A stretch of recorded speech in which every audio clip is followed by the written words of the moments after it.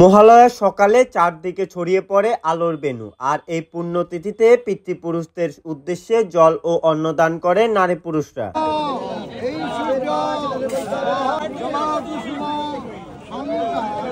আশ্বিন মাসে কৃষ্ণপক্ষে পূর্বপুরুষদের তর্পণ করা প্রথা প্রচলিত। আশ্বিন মাসে অমাবস্যা পর্যন্ত সময়কাল পিতৃপক্ষ নামে পরিচিত। পুরাণ অনুযায়ী পিতৃপক্ষের সময় পূর্বপুরুষরা পৃথিবীতে নিজের পরিবারের সদস্যদের সঙ্গে দেখা করতে আসেন। এই সময় তারা পরিবারের সদস্যদের কাছ থেকে পিণ্ড ও জল গ্রহণ করার ইচ্ছা পোষণ করে এবং সন্তানদের পাশে থাকেন। এই পক্ষে অন্ন ও জল দান করলে পূর্বপুরুষরা শক্তি পান, যার ভিত্তিতে তিনি পরলোকে যাত্রা করতে পারেন এবং পরিবারের সদস্যদের কল্যাণ করেন।